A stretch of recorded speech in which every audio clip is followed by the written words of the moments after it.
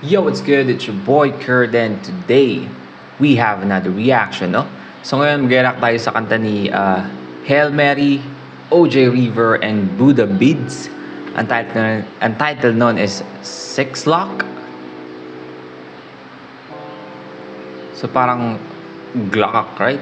Glock? Six Lock? But yeah, I mean, Six Lock ba? Oo nga, Six Lock. Nakaka-confuse kasi parang G yung 6, no? Kasi 6 lock. And pwede mo siya sabihin na Glock kasi bam.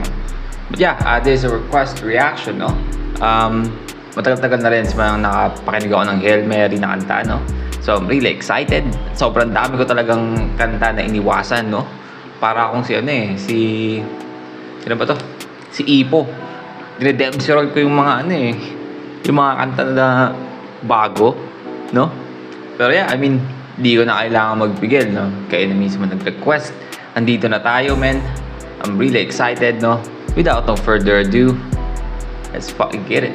Props, no real firearms were used during the production of the music video. Okay? Responsable.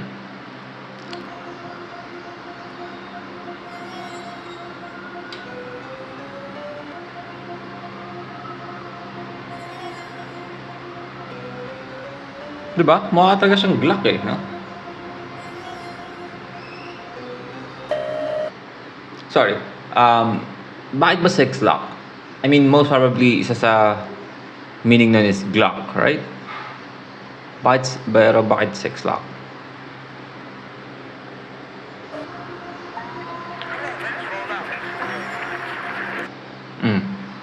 Diba? I mean,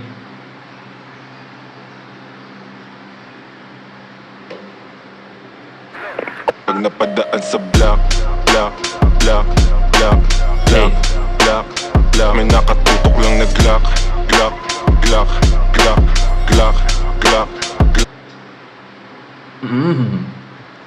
That's fucking nasty. Ulitin natin yun. Hindi ko na-expect na gawin yung pasok nun. What the hell?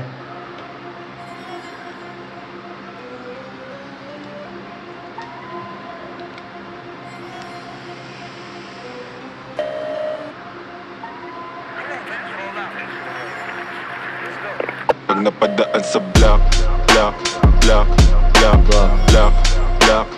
may nakatutok lang na Glock.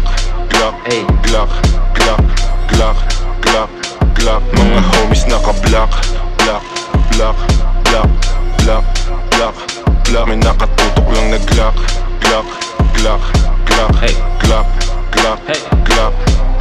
Mga dibdib nila walang daga, basta kasama namin kakasa. Marami-rami na nga lang di na nagtataka. Kinasta yung rap game ng malala. Bilis nyong matulig, maalarma, mabuti masama. Well, totoo naman, no? Kay Hail Mary, no? I don't know about you guys, pero ako kasi na-introduce si Hail Mary sa akin dahil kay Shanty Dope, right? So, sa napakatagal na panahon, no? Bago nag-shine or nagkaroon ng spotlight si Hail Mary para sa akin, I mean, alam ko magkaiba tayo ng perspective, no? Pero para sa akin, bago siya na bigyan ng spotlight para sa akin or napansin ko siya ng todo, and yung yung sulat niya, yung quality ng sulat niya, I mean, inabot din ng matagal, no? Parang matagal na panahon din na parang ang tingin ko sa kanya is parang more like a parang shadow ni Shanty Dope. I mean, no disrespect, no? Pero syempre yun yung una kong perspective sa kanya bago ko pa siya nagustuhan, 'di ba? Yun yung kasi doon ko siya unang usually first impressions last, 'di ba? Lalo na kung walang pinakitang iba sa'yo or impressive, 'di ba? Yung kahit for example may nakilala kang tao, 'di ba? Parang walang paano sabihin to? Impressive sa kanya, wala kang impressive or wala siyang sariling identity or character, 'di ba? Usually maaalala mo siya depende sa kung paano mo siya unang beses na alala. Right? So, ganun yung una kong tingin sa kanya, no? Pero, I mean, throughout the, time passes and nakapakinig ako ng mga kanta and, na-appreciate ko yung sulat niya. I mean, may kita mo naman talaga kung paano niya talaga kinasta yung rap game. I mean, ang weird lang na pinag-uusapan natin to ngayon, no? Pero, I mean, kinasta niya talaga ng malala yung rap game, no? I mean, para sa akin, in my own perspective, binigyan niya ng pangalan yung sarili niya. Like, para sa akin, para sa akin, men. Kalma kayo. yun yung dating sa akin, no? Na nawala siya sa parang una kong impression na parang shadow yung dating niya ni Shanty Dope.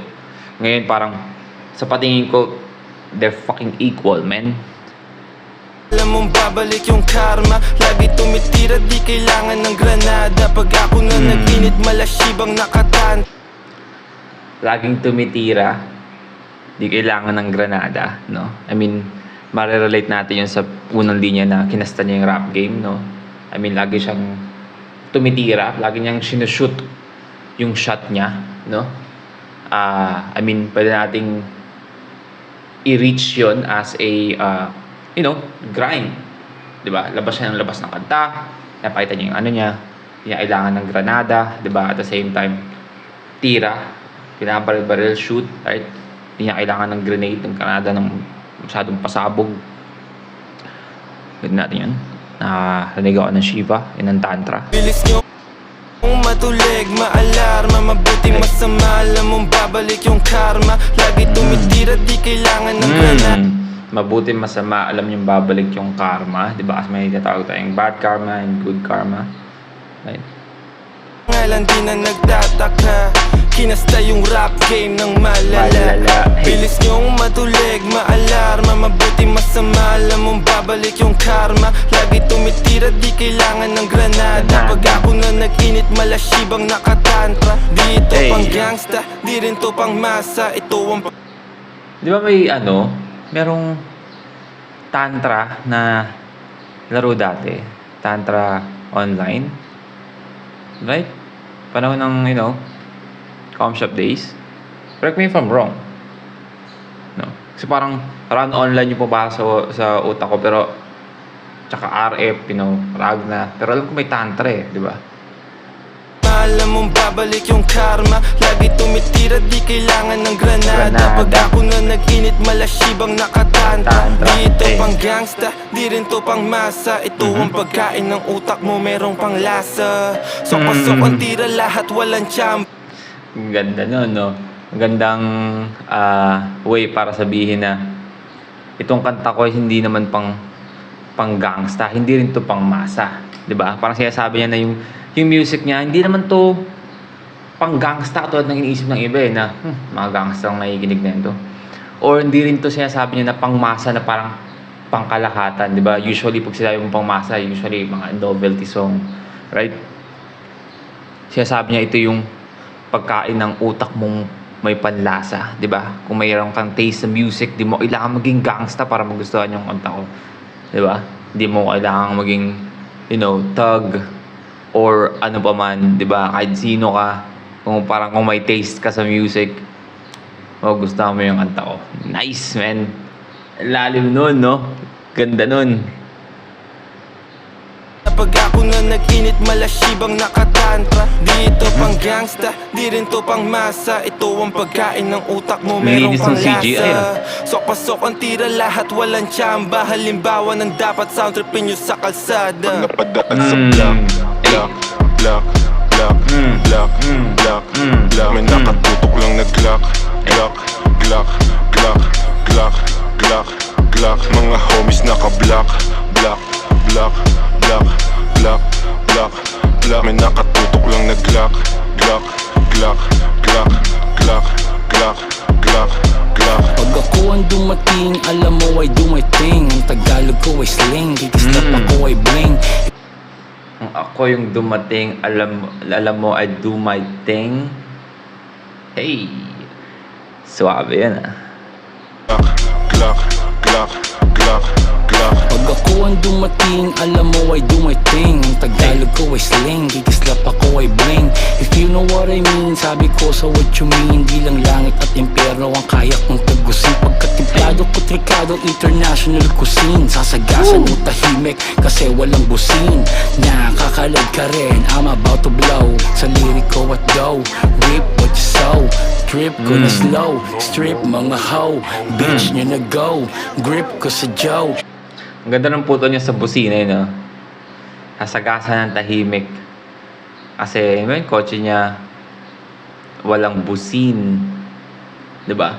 Na ano niya yun, na naging smooth yung rhyme scheme galing, I think galing ata sa cuisine o bago mag-cuisine, international cuisine.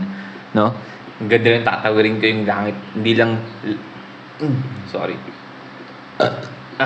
Sorry. Excuse me. Gusto niya yung, ano yun, langit, di lang langit at lupa yung aabutin, no? Diba? Kasi yung templada ko at tricado pang international cuisine. Yan. Ang ina mo, yun yung flex. Nakakalag ka rin, I'm about to blow. Sa lirik ko at go, rip what you sow. Trip ko na slow, strip mga hoe.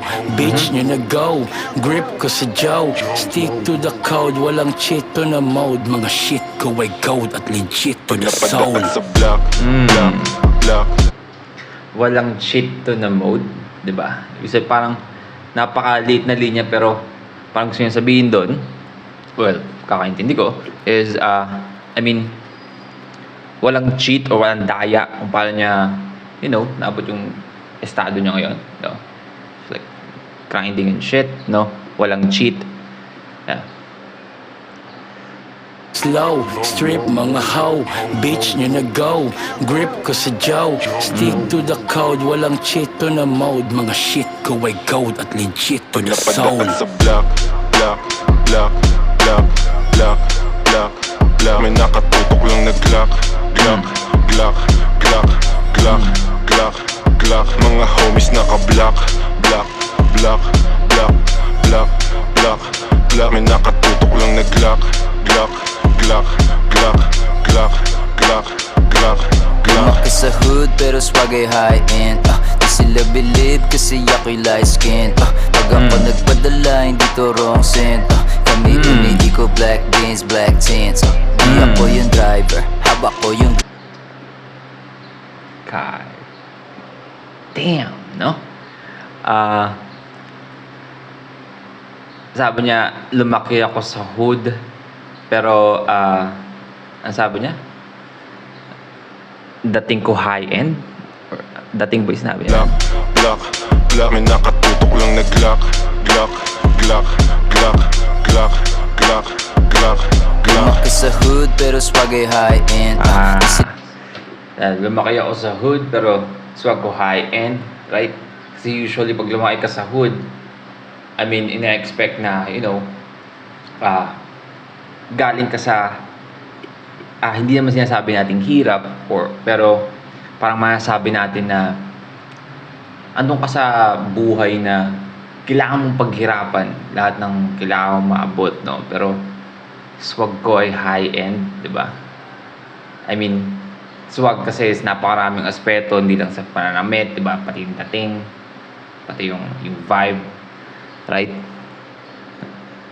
Sila believe kasi ako'y light skin Pag ako nagpadala hindi to wrong scent Kami umiiko Pwede rin, kasi parang medyo parang hindi siya, medyo lang naman, medyo parang hindi siya applicable dahil ano yun?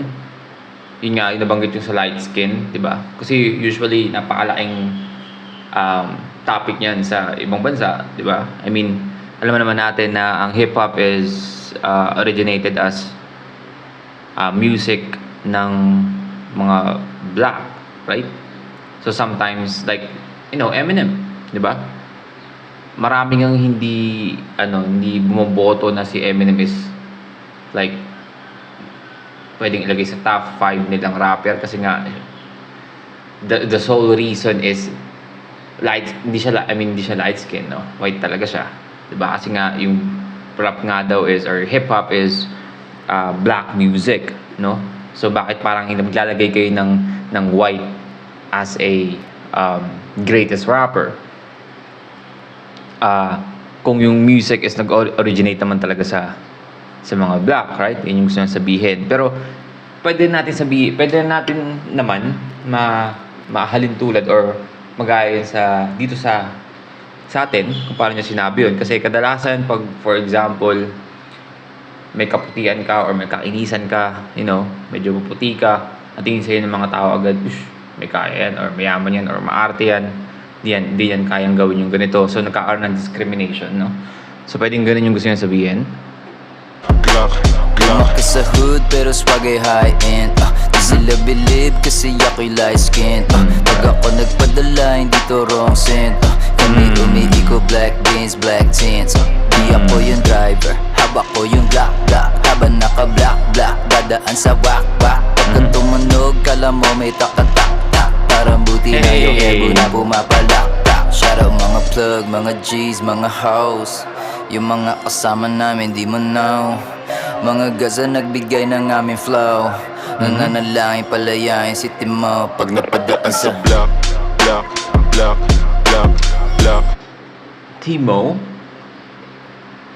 I mean, hindi ko siya kilala, pero I mean, guys, comment down below, alam niyo na, no? Kung sino si Timo. Pero, yeah, free Timo. Black May nakatutok lang na Glock Mga homies naka-black Linis ng CGI ng music video na to, no? Black May nakatutok lang na Glock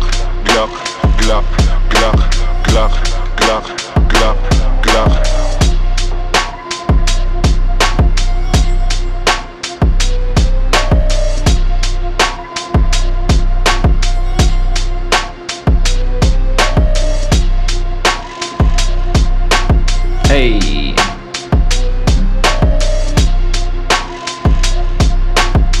Alright, well again, that's Hail Mary, OJ Reaver, Buddha Beads, 6 Lock, I mean, Glock.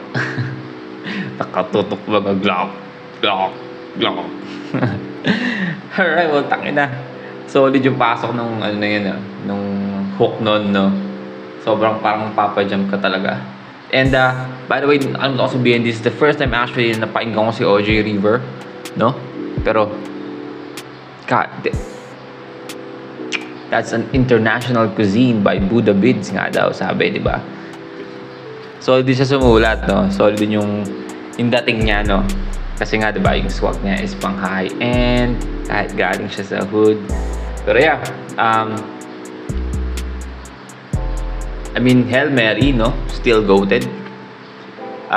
Iba talaga, quality yung sulat. Napakaraming mga gandang linya doon na pwede nating i-highlight. Like, ayun na nga, yung